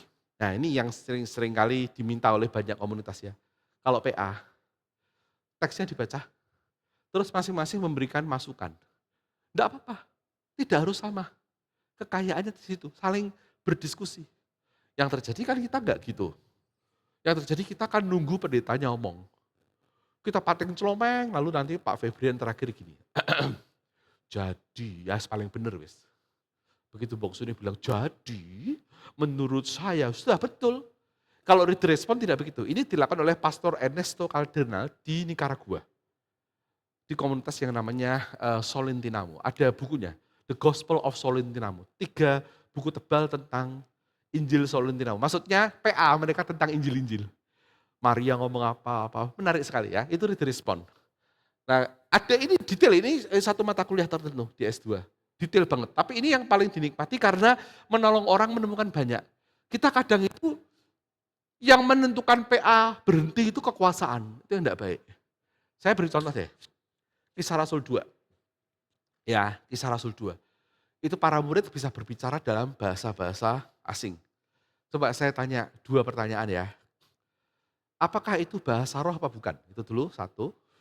Kedua, karunia itu mereka bisa bicara atau orang asing bisa mendengar. Pertanyaan pertama dulu ya. Apakah ini bahasa roh? Bukan toh? Alasan Anda apa? Iya, karena itu orang media Elam, Mesopotamia, Kirene, KP mendengar. Tetapi saya berkali-kali ngecek ini ke teman-teman Pantekosta dan karismatik. Mereka yakin itu bahasa roh. Begitu kita tunjukkan 1 Korintus 14, bahwa bahasa roh itu bahasa yang hanya diketahui oleh dia dan Tuhan dan orang yang dikaruniai menafsirkannya, dia tidak bisa. Tidak, itu tetap bahasa roh. Loh ini heteroglasias loh, heteroglasias. Bahasa asing dan bahasa manusia. Tidak bisa. Gitu. Tapi tidak apa-apa, tidak harus kekuasaan menentukan. Oke, berarti bagi Anda ini bahasa roh, bagi kami tidak ya. Alasannya apa? Ya itu sama dengan 1 Korintus 14. Oke, menurut kami tidak karena 1 Korintus 14 itu bahasa privat yang ini dikenali oleh orang lain. Jadi berhenti di situ diskusinya, tidak usah terusin. Oke. Lalu orang mikir sendiri, iya. Biar aja. Itu respon, enggak dipastikan gitu. Itu mempengaruhi sendiri, tidak apa-apa.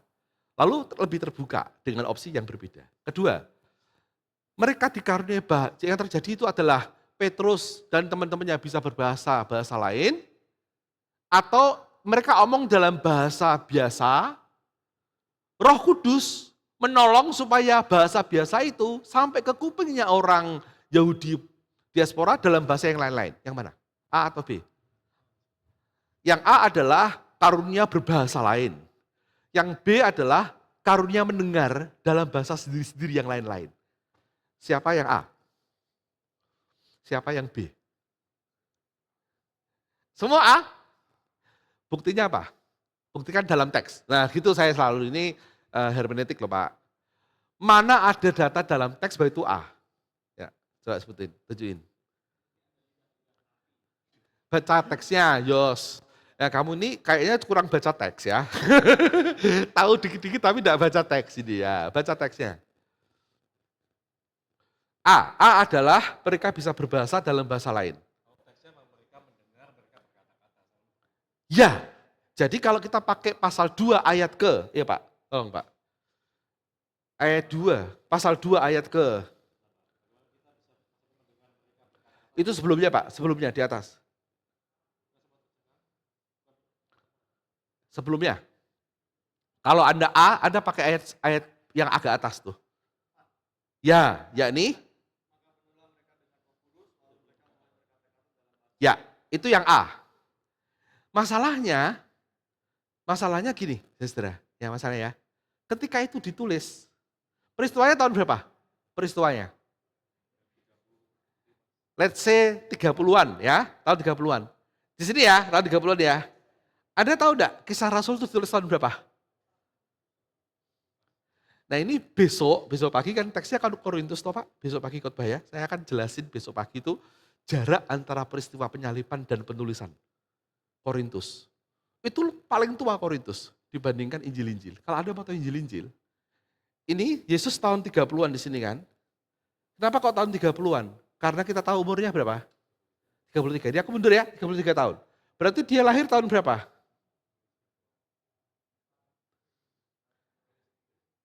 Bagaimana kita bisa tahu dia lahirnya tahun 4 atau 6 sebelum Masehi? Bukan 0. Ya, bagaimana kita bisa tahu? Aku mundur lagi nih berarti. Karena ada tokoh namanya Herodes Agung yang mati dalam data sejarah tahun 4 sebelum Masehi. Herodes Agung.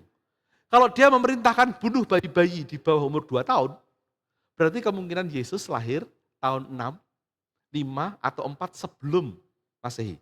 Istilahnya sekarang BC, sebelum zaman bersama. Karena Herodes matinya kan tahun 4 sebelum Masehi.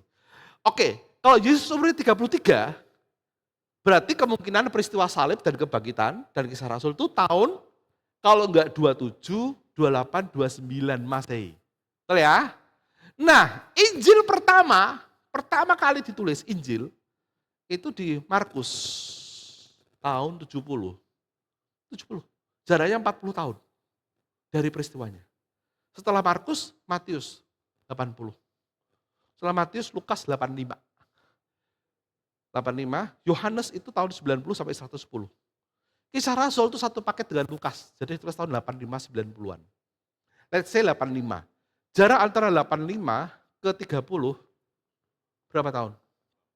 55 tahun. Nah, 55 tahun setelah peristiwanya dicatat cerita ini. Caranya nyatat gitu. Maka berkata-kata dalam bahasa lain. Tapi kemudian di ayat yang berikutnya, ya berapa tadi? Nah,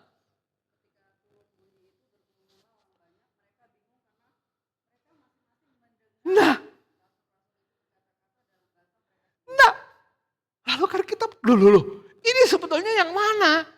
Apakah mereka omong, misalnya Pak Febrian dari Demak, Pendeta Jakarta, tidak pernah kursus bahasa Swahili, tiba-tiba berbahasa Swahili dan Mongolia tanpa kursus? Gitu? Atau sebetulnya Pak Febrian omong dalam bahasa Jawa, orang Swahili oleh rahmat Roh Kudus bisa paham. Seperti itu loh kalau di PBB ada translatornya itu. Apakah ini karunia berbahasa asing tanpa kursus?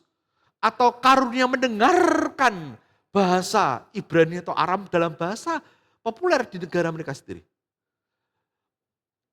Dua-duanya ada dukungan teksnya, betul? Maka jawabannya sekali lagi, kita tidak bisa memastikan. Tetapi ada opsi begitu. Maka dengan enak pendeta berkhotbah begini. Karunia Roh Kudus adalah karunia berbicara dan karunia mendengarkan. Korek tuh. Kalau ada hanya tukang omong saja. Omong. Barangkali ada di karunia. Tapi kalau ada hanya omong dan tidak mau mendengar, saya meragukan apakah betul Roh Kudus atau roh dari Kudus. Ya, gitu. Harusnya kita juga learning. We are not just talking, we are also listening. Apa yang kita dengarkan? Perbuatan-perbuatan besar dari Allah. Nah, itu kan lalu oke. Itu pendekatan apa yang saya lakukan ini? Narasi. Oh, tadi itu. Ya loh, kok lari ke sini? Kenapa ini? Mundur tuh ini ya. Ini. Nah, kalau Anda mau tahu yang kelima, itu ini poetic reading. Tadi itu yang Pak Agus sama Bu Tasya tadi itu.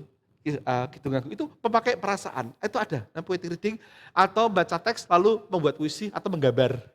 Atau menjadikannya drama gitu, itu bisa. Jadi tafsirnya itu lewat sesuatu yang berseni gitu ya. Nah dalam perkembangannya saudara, kalau ini saya dan Prof. Sigih dulu sebenarnya. Prof. Sigih terus tak bahasakan, saya membahasakan dengan bahasa yang semoga lebih nyaman ya untuk telinga Anda. Karena Prof. Sigih mengatakan, selain ini, itu ada satu lagi di sini. Dia bilang, di sini. Ini kan namanya kritik historis nih. Itu di sini dia bilang. Dia bilangnya prakritis. Jadi belum kritis. Apa itu? Membaca teks lewat dogma gereja. Jadi nggak pakai ilmu kritis, nggak pakai sejarah, nggak pakai bahasa asli, nggak pakai teks, pakai dogma. Saya lalu membahasakannya, kalau saya bilangnya dogmatic reading. Kayak tadi yang Pak Agus lakukan, Trinitas. Itu kalau Prof. Singgih yang menilai, dia bilang ini prakritis. Saya kira mungkin maksudnya adalah karena membaca lewat dogma gereja, ya dogmatic reading. Seperti orang Pantai Kosta, karismatik membaca Kisah Rasul 2, akan bilang bahasa roh. Itu dogmatic reading. Gitu. Bagi saya, lebih lembut sih memang. Ya, tergantung dogmanya masing-masing. Kayak Markus 16 ayat 16 tadi itu, kita berbeda dengan Calvinis. Itu dogmatic reading. Ya. Nah, oke, nah ini ya, saya lewati aja. Lalu muncullah matrik yang ke-6 dan ke-7 ini, ada gambarnya nih. Ya, bentar, ada apa. Nah, ini. Jadi ini matrik yang saya coba kembangkan. Yang tadi, yang namanya dogmatic reading itu saya taruh di belakang sana, sebelumnya ya. Jadi yang 1, 2, 3, 4, 5 ini sama nih.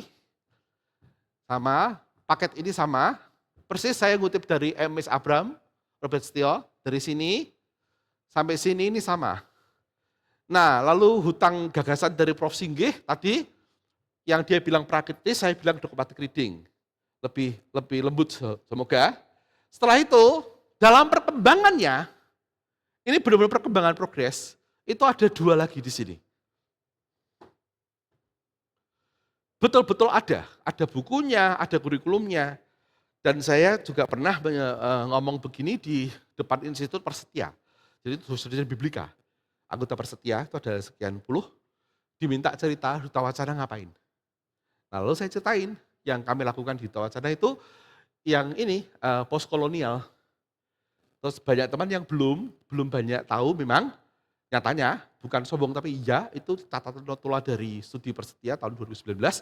Kemudian sekarang sudah lebih banyak. Ini kan sudah 5 tahun setelahnya. Banyak dosen-dosen dari Ambon, dari mana yang sekolah di Duta Wacana. Kenalan dengan yang begini, di Sate Wacana juga ada Pak Yusa itu ahli postkolonial, lalu pulang mengembangkan ini dan macam-macam terjadi.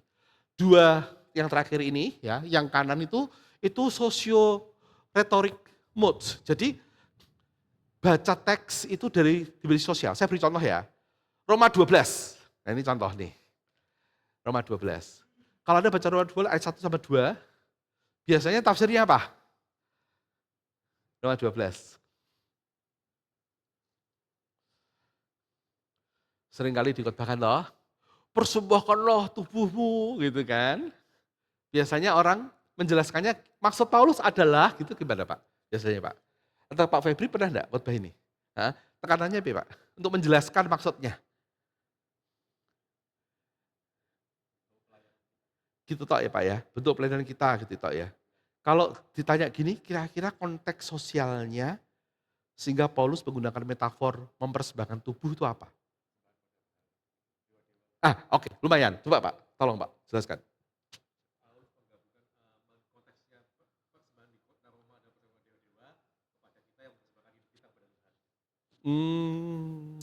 Belum persis. Gitu toh Pak ya? Gitu toh ya? Enggak apa-apa, gitu, berarti ya oke. Nah saya tunjukin yang sosio-retorik. Ya. Mirip, tapi ada lagi detail. Ada 2 jawabannya, konteksnya. 1, dia menggunakan imaji persembahan bait Allah. Ya, persembahan bait Allah. Kan persembahan bait Allah itu kan benda-bendanya kan body toh. Kalau orangnya kaya membawa apa? Bait Allah loh, lembu. Agak kaya domba, betul. Miskin burung terkukur atau merpati, miskin banget miskin. Bukan. Nah ini tanda bahwa PL itu enggak dibaca. Anda baca itu PB aja kan. Ketahuan kok orang Kristen itu.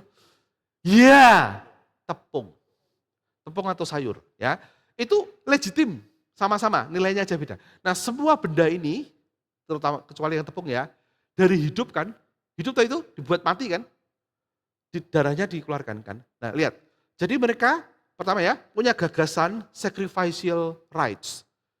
Benda yang hidup, lembu, anak domba, terkukur, merpati, hidup toh ini dikeluarkan darahnya. Jadi dari hidup ke mati supaya layak.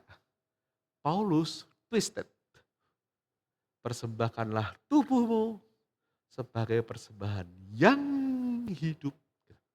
Ngerti gak? Getisnya gitu, pinter ya dia. Pertama itu. Kedua, kalau sosio-retorik, ini penemuan dari Yusa Tridarmanto, dosen tata wacana. Dia bilang, ini terkait dengan tradisi penyembahan dewa kesehatan. Ya, tapi dewa kesehatan namanya Asklepios. Kenapa dia bilang gitu? Karena ditemukan di reruntuhan kuil itu tangan manusia, kaki, payudara, dan penis dalam bentuk tembikar. Jadi tangan-tanganan, kaki-kakian, payudara-payudaraan, dan penis-penisan. Apa maksudnya? Itu adalah benda tubuh yang sakit. Jadi kalau dia punya sakit di tangan, dia kan buat tangan-tanganan. Itulah yang dipersembahkan ke dewa kesehatan. Ini, supaya disembuhkan. Itu ada catatan arkeologi. Kalau banyak ditemukan penis-penisan, berarti sakit apa? Berarti di zaman itu banyak orang sakit. Mbah sipilis, mbah apa bu namanya GO, mbah pokoknya berkaitan dengan genitalia. Nah, jadi Paulus tuh pintar sekali. Dia tahu tuh konsep sosio-retoriknya. Bahwa ada persembahan Asklepios kayak gitu. Sekarang diputer. Kamu persembahkanlah tubuhmu sebagai persembahan yang hidup, kudus, dan berkenan. Tuh top banget caranya nge-twist. Ada dua kemungkinan. Nah, ini tafsir kayak gini yang saya katakan. Namanya sosio-retorik. Bukan narasi, bukan historis kritis, bukan redaksi, sedikit ya, tapi lebih ke sosio-retorik. Jelas ya? Jadi itu kelihatan kok orang khotbah gitu ya, dia oke. Gitu. Apakah tidak bisa ditafsirkan dengan cara lain? Bisa. Kayak tadi Pak Febrian dengan cara itu, bisa. Tapi ini adalah soal metode. Nah yang terakhir itu namanya postkolonial, saudara. Postkolonial itu dua kakinya. Satu terkait dengan ideologi. Jadi melihat power, code of power dalam teks Alkitab. Yang di sini sosiokultur. Ya, yang pertama dulu ya, code of power ya. Oke. Saya akan ceritakan yang terjadi di Salatiga. Ada hubungannya dengan keluarganya Pak Agus. Serius. Teksnya adalah, hai istri, tunduklah pada suami. Jadi suatu kali ada pertengkaran, saya tidak usah sebut siapa ya, pokoknya ada link keluarga SR lah. Rame begitu saya dipanggil, Pak Pendeta, tolong datang. Aku datang. Ramelah suami istri yang terhormat itu. Lalu, ini Pak Pendeta. Ini loh Pak, melawan saya. Padahal, masalahnya itu ada ayatnya yang saya jengkel. Kalau cuma melawan saya, diskusi pastoral. Enggak, ada ayatnya itu Pak. Dalam kitab, ayolah para suami, kitab apa favorit Anda? Malu-malu. Efesus pasal, lali kabeh 5. Yang berkata, hai istri, tunduklah kepada suamimu seperti kepada Tuhan, sebagaimana jemaat tunduk kepada Kristus, demikianlah istri kepada suami dalam segala hal. Baru kemudian, hai suami kasihlah istrimu, gitu kan? Dia pakai ayat itu. Bayangan deh, istri dikunci di situ. Saya itu tidak tega lihat si ibu itu mati kutu pakai ayat Alkitab. Nah masalahnya si bapak itu bilang gini, ya kan Pak, ya kan Mas, panggil saya Mas, ya kan Mas. Dia bilang, Bapak kalau mau menegur ibu, tegur aja Pak, diskusi enggak apa-apa saya teman. Tapi kalau Bapak pakai ayat Alkitab, sorry to say, I have to say something else. Oh, kok bisa? Ya, mari dibaca. Mari dibaca. Baca lagi. Dibaca nih. Saya bacakan ya. Hai istri, tunduklah kepada suamimu seperti kepada Tuhan. Sebagaimana jemaat tunduk kepada Kristus. Gitu. Maka istri harus tunduk pada suami, dia bilang. Hah, Bapak yakin bacanya gitu? Iya. Baca lagi, Pak. Loh, coba baca lagi. Terus mulai nih, dia mulai tegang. Anda tahu maksud saya? Tahu enggak? Ya ampun, Anda enggak lihat juga. Wah, payah ini. Ini kritik ideologi loh. Di dalam teks itu ada code of power. Saya mau nunjukin nih. Lalu mau saya tunjukin opsi yang lain. Coba lihat kalimatnya. Hai istri, tunduklah pada suamimu seperti kepada Tuhan. Jadi, hai istri, tunduklah kepada suamimu seperti kepada Tuhan. Sebagaimana jemaat tunduk pada Kristus, demikianlah istri tunduk pada suami. Betul ya? Amin toh saudara? Si bapak mengartikan submission total. Total submission. Wife to husband. Correct? I will say, no it is not. Dari mana tahu? Tunduklah kepada suamimu seperti kepada Tuhan. Berarti apa? Berarti, come on. Ya Tuhan, ayat Alkitab yang Anda baca kayak gitu kok. Iki pada bahasa Indonesia loh. Pios. Loh, kok gitu kok sudah mau menikah? Hai istri, tunduklah kepada suami seperti pada Tuhan. Berarti opsi yang lain adalah kau suami boleh kau minta ketundukan total pada istri dari istrimu padamu, asalkan kau seperti Tuhan. Sudah seperti Tuhan kau. Sudah kau serahkan nyawamu pada istrimu. Lalu Anda aja tidak seperti Tuhan kok. Minta istri tunduk kepadamu. Seperti Tuhan dulu. Istrimu akan tunduk padamu. Tahu enggak waktu saya bilang gitu, istrinya senang sekali. Ya! Ruang kepi! Waduh, ya Pak Agus bisa menebak siapa? Bayangin ya Pak Agus ya. Can you guess? Yes? Iya. Teksnya. Ini yang saya lakukan tuh ideological reading. Ngerti ya? Contoh lain supaya jelas. Daud Batseba. Coba buka, 1 Raja-Raja berapa tuh? Habis itu tanya jawab.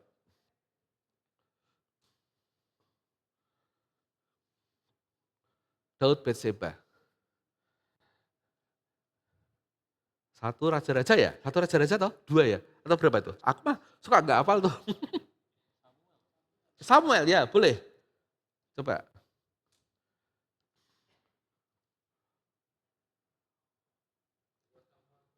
Dua Samuel 11, tolong dibaca bro.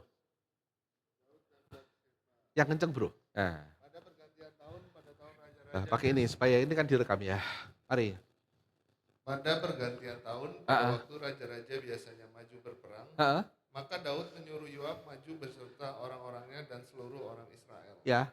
Mereka memusnahkan Bani Amon dan mengepung kota Raba. Sedang Daud sendiri tinggal di Yerusalem. Ya, oke. Stop di situ. Lalu dia ketemu Batseba kan? Setelah itu. Saya mau tanya pada Anda. Anda kalau baca teks itu dan disuruh omong, apa yang muncul di pikiran Anda? Masih belum dapat? Ulangi Fit. Ya, sekali lagi ya. Ini kritik ideologi sekali lagi. Mencoba mencari something behind the text. The code of power. The code of intention. Ya. Pada pergantian tahun, pada waktu raja-raja biasanya maju berperang, maka Daud menyuruh Yoab maju beserta orang-orangnya dan seluruh orang Israel. Ya. Mereka memusnahkan Bani Amon dan mengepung kota Raba.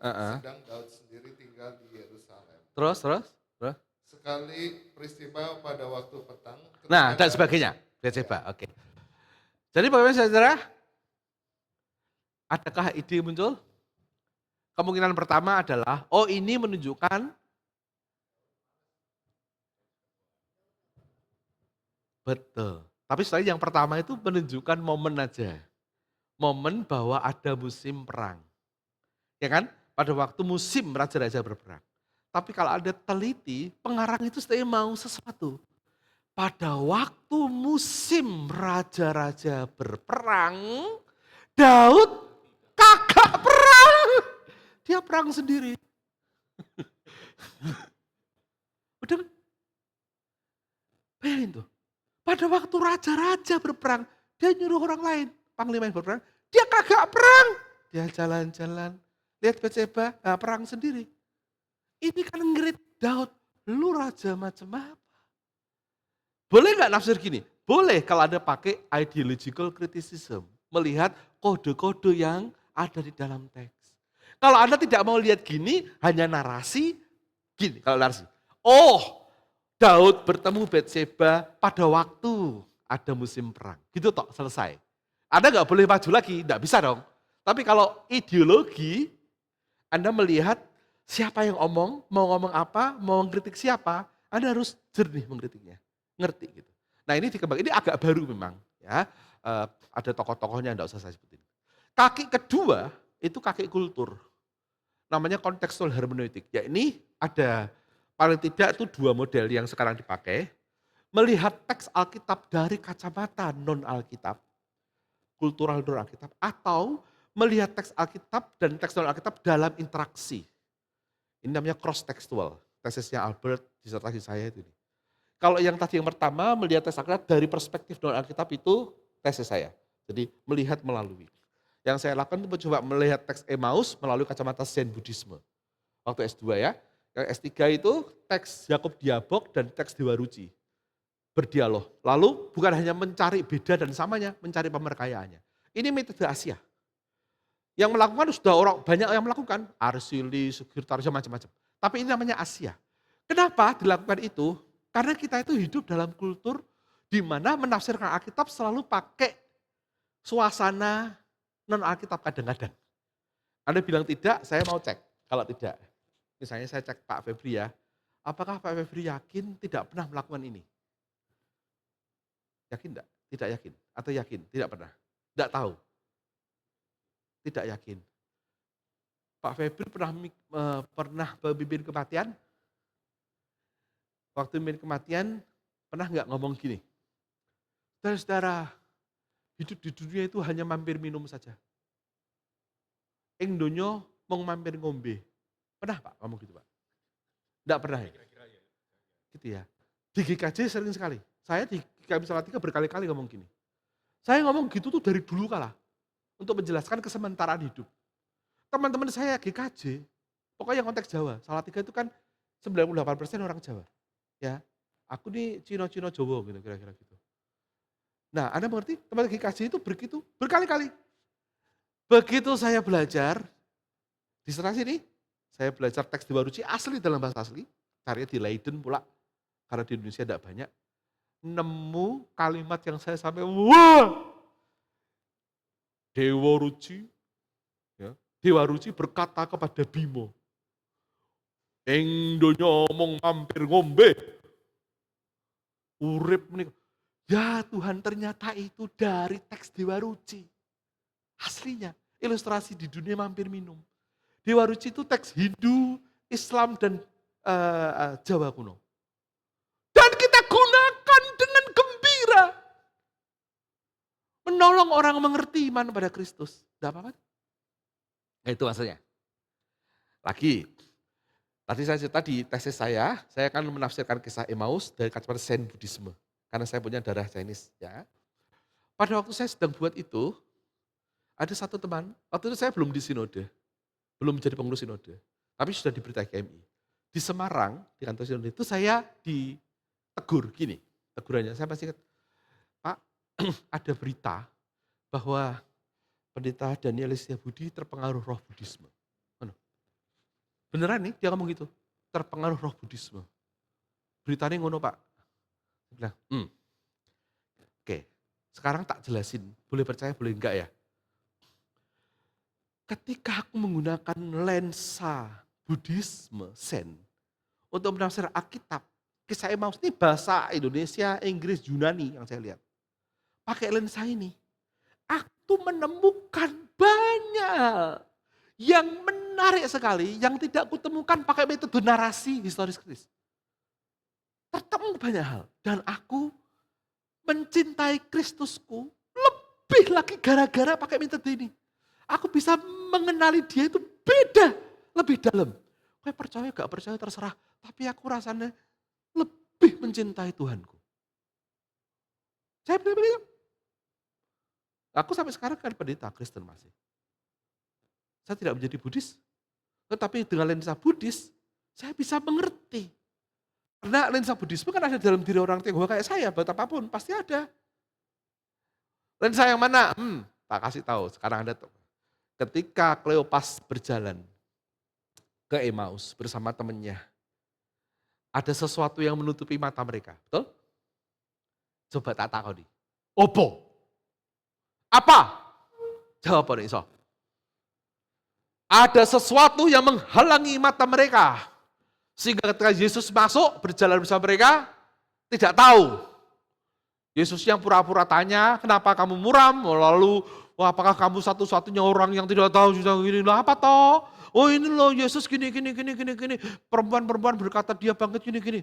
Lalu Yesusnya malah beralih fungsi, menegur mereka. Hai kamu orang yang bodoh, betapa lambannya hatimu, gitu kan? Itu beradai stakar dia dalam bahasa Yunani. Kira-kira terjemahan bahasa Jawa ini pekok. Kasar seperti itu. Orang yang tidak paham betapa lambannya hatimu. Bukan Mesias harus menderita. Gitu kan? Kenapa mereka tidak melihat? Jawablah kalau bisa. Apa itu selaputnya? Jawab. Bisa? Tidak. Tetapi lensa Zen Buddhisme menolong saya bisa menjawab. Itu dapat dan terbukti dalam teks. Siapa bisa tahu? Makanya jangan cepat-cepat sinkretis loh. Tergantung bagaimana Anda menggunakannya. Kalau Anda nggak pakai lensa ini, yang menutupi apa? Wes, jawab persis. Selaput, selaput apa? Selaput betul. Selaput betul. Kayak burka gitu. Tidak kan? Kalau mereka bisa jalan. Jadi selaput apa dong? Hah? Betul, itu apa Pak? Benar-benar, apa itu namanya? Kesedihan, konsep lama tentang Mesias yang salah, bahwa Mesias tidak menderita. Kesedihan yang sangat, itu membuat kita tidak bisa melihat realitas kan Pak? Namanya apa itu? Namanya, kasih nama kalau bisa. Itu kan psikologis ya. Kasih nama. Itu kalau pakai bahasa Zen Buddhisme, namanya ignorance. Anda mengabaikan realitas di depan matamu. Karena Anda tertutupi selaput mental yang blocking you from this reality. Karena terlalu sedih. Terlalu punya konsep di sini, konsep A. Itu kemudian ketika Yesus memecah-mecahkan roti, itu selaput itu luruh. Ruk ekatonto. Terbukalah mata mereka, jadi kayak, aha, sadar gitu loh. Kayak orang pencerahan, ya ampun, dek, Yesusnya hilang. Saya dapat itu luar biasa gembira. Lewat apa? Zen Buddhisme. Apakah saya menjadi Buddhis? Enggak. Tapi ada nilai-nilai itu kayak tadi, urip mengamen kombe. Ada. Teman saya pendeta Dani Purnama, Sekum GKI Jabar, GKI Jateng Am, sebelum yang ini, itu menafsirkan kenosis. Kenosis. Filipi 2 menanggalkan kealahannya pakai lensa Levina. Immanuel Levina, filosof Yahudi. Dapat A. Dosen taucananya yang PB, itu dulu bimbingan saya tesnya namanya Adika Trisubowo. Teks yang sama, lensanya lensa semar. Semar, konsep kesemaran. Jadi. Nah, itu namanya contextual hermeneutics. Kayak gitu. Ya, ini matriksnya. Nah, oleh karena itu sebelum Joshua tanya, ini saya kunci dulu di sini, Yos. Kesimpulannya, tidak ada metode paling bagus, paling tepat. Tidak ada. Yang ada metode paling tepat sesuai yang tujuan Anda. Pada dirinya sendiri itu tidak ada paling tepat. Contoh yang sering saya pakai adalah naik gunung. Misalnya, Mbak Tasya pernah naik gunung? Pernah naik gunung enggak? Oke, Gunung Sinai. Oke, let's see, Gunung Sinai. Oke, kalau tujuannya adalah ya secepat-cepatnya sampai di puncak dan turun kembali, Metode apa paling tepat? Jalan kaki, naik mobil, naik helikopter. Nah, oke. Naik onta, jalan kaki, naik mobil, naik helikopter. Tujuannya adalah secepat-cepatnya sampai di puncak, ambil gambar, turun kembali. Naik onta, jalan kaki, naik mobil, naik helikopter. Nah, kalau tujuannya saya ganti, gunungnya Sinai. Saya mau menikmati ziarah. Ma'alah, kan? Itu biasanya sambil nyanyi itu. Pakai nyanyi enggak? Ma'alah Mazmur itu mana? Naik helikopter, jalan kaki, naik motor misalnya gitu. Jalan kaki. Betul. Jadi tergantung tujuannya. Kalau ada nafsir itu loh.